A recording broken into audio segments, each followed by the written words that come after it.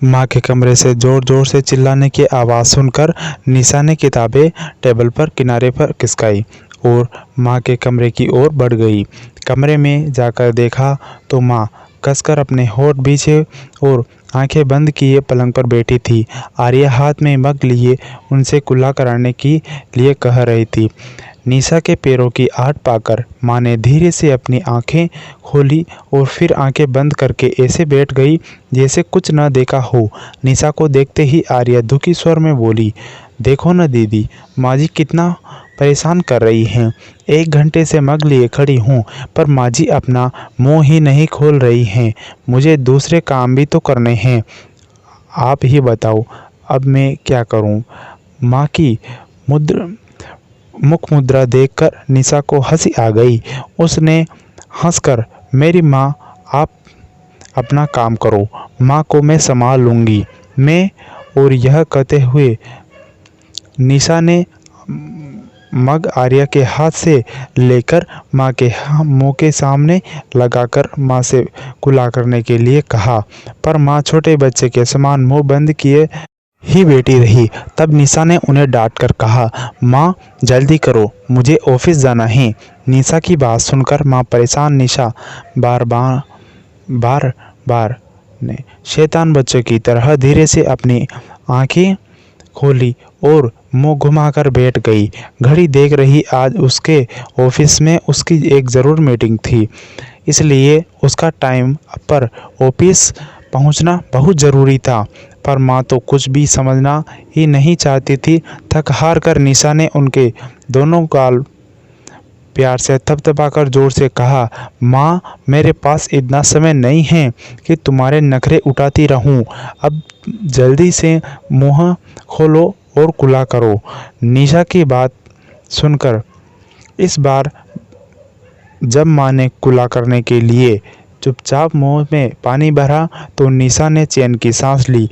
थोड़ी देर तक निशा इंतज़ार करती रही कि माँ कुल्ला करके पानी मग पर डाल देगी, पर जब माँ ने फिर मुंह बंद करके बैठ गई तो निशा के गुस्से का ठिकाना न रहा। मेरी माँ, गुस्से में नीरू ने माँ को जोर कर कहा, क्या कर रही हो? मैं तो थक गई हूँ तुम्हारे नखरे सहते सहते। निशा की बात अभी पूरी नहीं हुई थी कि माँ ने धुर करके अपने पूरा मुंह का पानी इस प्रकार बाहर फेंक दिया, एक बूंद भी मग में न गिरा कर निशा के मुंह पर और कमर में फैल गया। यह देखकर निशा जोर से रुलाई आ गई। रोते रोते उसने माँ से कहा, क्यों करती हो तुम ऐसा? क्या बिगाड़ा है मैंने तुम्हारा? मैं अभी नहाकर साफ कपड़े पहनकर ऑफिस जाने के लिए तैयार हुई थी और तुमने मेरे कपड़े और कमर दोनों ही फिर से गंदे कर दिए। तुम दिन में कितनी बार कमरा गंदा करती हो, कुछ अंदाजा है तुम्हें कि? और समझती क्यों नहीं हो मैं अकेली क्या क्या करूं? कहती हुई निशा अपनी आंखें पोंछती माँ के कमरे से बाहर चली गई। अपने ही शब्दों पर निशा चौंक गई। उसे लगा उसने ये शब्द पहले किसी और के मुंह से सुने हैं, पर कहाँ।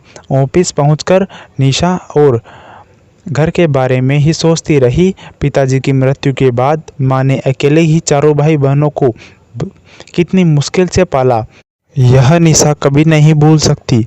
नौकरी, घर, हम छोटे भाई बहनों और अकेली माँ, हम चारों भाई बहन माँ की नाक पर दम किए रहते थे।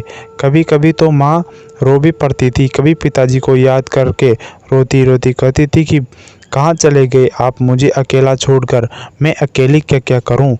अरे माँ ही तो कहती थी मैं अकेली क्या क्या करूँ। माँ तो सचमुच अकेली थी।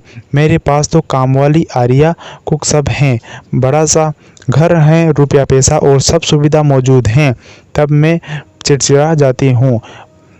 अब मैं माँ पर अपनी मेरी माँ की मेहनत से ही तो मुझे ये सब कुछ मिला है, वरना मैं कहाँ इस लायक थी कि इतना मेहनत की कि आईटी में नौकरी कर पाती।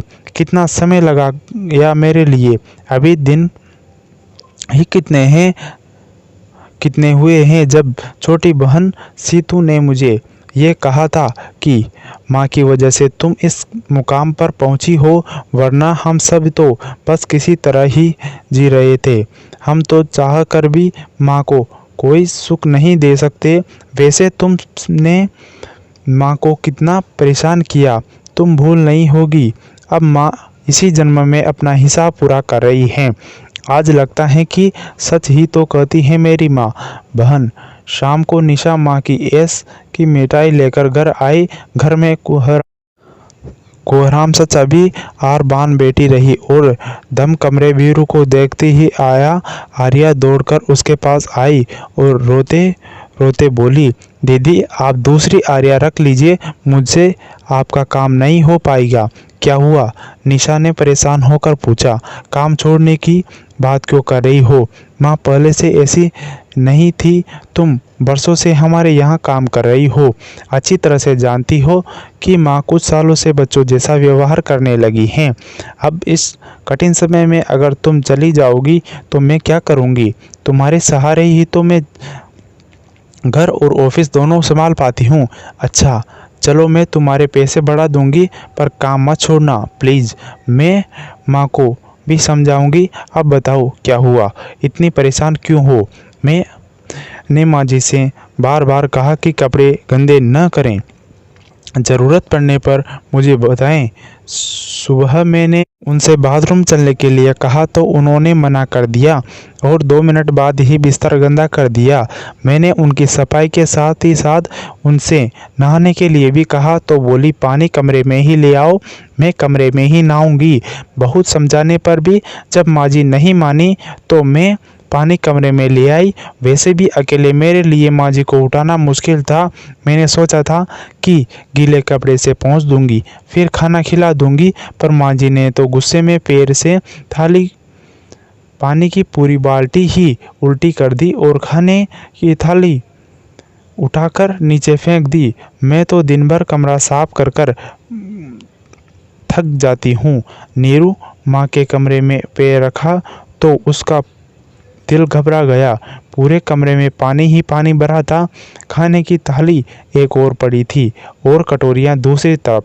रोटी दाल चावल सब जमीन पर फैले थे।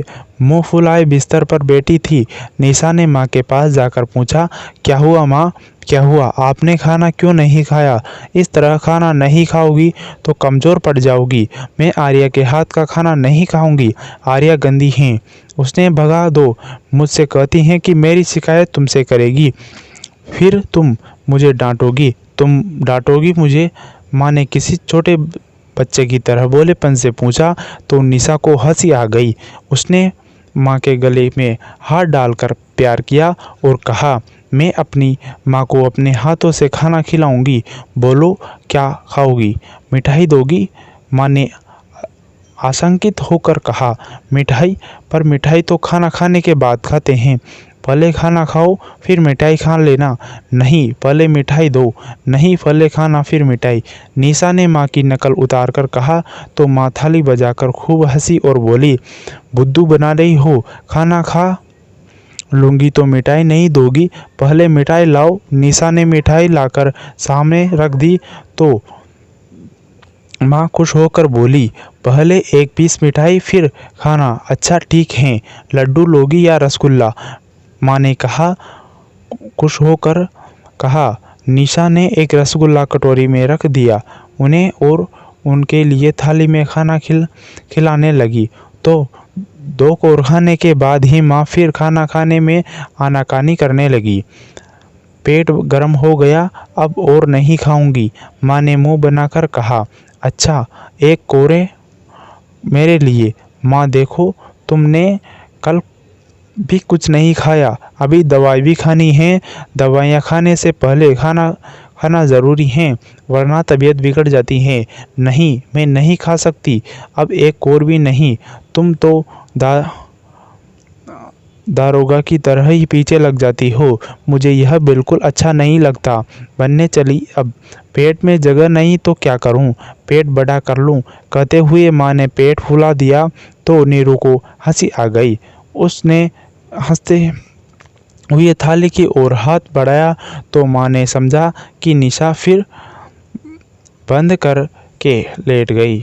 तभी फ़ोन की घंटी बजी तो निशा फ़ोन पर बात करने लगी।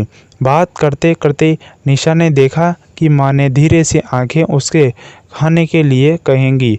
सो अपनी आंखें खोलकर देखा तो रसगुल्ले की ओर हाथ बढ़ाया, पर निशा को अपनी ओर आते देख तो झट से बोली, हम रसगुल्ला थोड़े उठा रहे थे, हम तो उस पर बैठा मच्छर उड़ा रहे थे। तुम्हें एक रसगुल्ला खाना है? नीरू ने हंसकर पूछा। हाँ, मुझे रसगुल्ला बहुत अच्छा लगता है। तो हमें पहले रोटी खाओ, फिर रसगुल्ला भी खा लेना। रसगुल्ला कचौड़ी, फिर रसगुल्ला, फिर कचौड़ी। माँ मुँह ही मुँह में बुदबुदा रही थी। निशा ने सुना तो उसे हंसी आ गई। शाम को मेहमान आने वाले हैं, तब तुम्हारी पसंद की कचौड़ी खाऊंगी। नीरू ने माँ को मनाने के लिए कहा तो माँ प्रसन्न होकर बोली, हींग वाली कचौड़ी? हाँ, हींग वाली कचौड़ी। अब एक रोटी खा लो, फिर शाम को कचौड़ी खाना। तो मैं शाम को रोटी नहीं खाऊंगी। हाँ, मुझे पेट भर कचौड़ी देना। अच्छा बाबा, मैं तो इसलिए रोकती हूँ कि मीठा और तला भुना खाने के से तुम्हारी शुगर बढ़ जाती हैं। आज शाम को जो तुम खाओगी मैं तुम्हें वही खिलाऊंगी, पर अभी एक रोटी खाओ। नीरू ने माँ को रोटी खाने के लिए मना ही लिया था। शाम को माँ अपने कमरे में अकेली बेटी कसा रही थी। बाहर के कमरे में लगातार बातें के साथ साथ हंसने की भी आवाज़ें आ रही थी। क्या करूं? निशा को बुलाने के लिए आवाज़ दूं तो फिर मन ही मन लगा कि कमरे में चली जाऊं तो ये मेहमान भी चले क्यों नहीं जाते। 2 घंटे से चिपके हैं, अभी न जाने कितनी देर तक जमे रहेंगे। मैं पूरे दिन निशा का इंतज़ार करती हूँ कि शाम को निशा के साथ बातें करूँगी, वरना इस कमरे में मैं अकेले पड़े पड़े जी घबराता है। किसी को क्या पता अचानक माँ के कमरे से हाय मर गई। हे प्रकृति, तू मुझे उठा क्यों नहीं लेती की आवाज़ आने लगी तो सबका ध्यान माँ के कमरे की ओर गया। सब दौड़ते हुए कमरे में पहुँचे तो देखा कि अपने बिस्तर पर पड़ी घरारे कर रही है। निशा ने माँ से पूछा, क्या हुआ माँ, घरारे क्यों कर रही हो? मेरा पेट गर्म हो रहा है, देखो, और गर्म होता जा रहा है, गर्म बढ़ती जा रही है। खड़ी खड़ी क्या कर रही हो? पेट की आग से पूरा घर जल जाएगा। जल्द सब जल जाएंगे बेटे। मैं माँ को डॉक्टर को दिखाकर आती हूँ। समय मेरी माँ। भागते हुए मेहमानों ने भी कहा, आप माँ को अस्पताल ले जाएं। हम मेहमानों के जाते ही माँ आराम से बैठ गई और टीवी पर अपना मनपसंद सीरियल देखने लगी। निशा गाड़ी की चाबी लेकर अपने कमरे में आई और माँ से बोली, चलो माँ। कहाँ? माँ ने हंसकर पूछा। कहाँ? मुझे एक बात बतानी है। निशा की बात जानकर तो निशा के पैरों तले जमीन निकल गई कि कहानी को कंटिन्यू देखने के लिए चैनल को सब्सक्राइब करके कमेंट करके बताओ कहानी कैसी लगी। Thank you.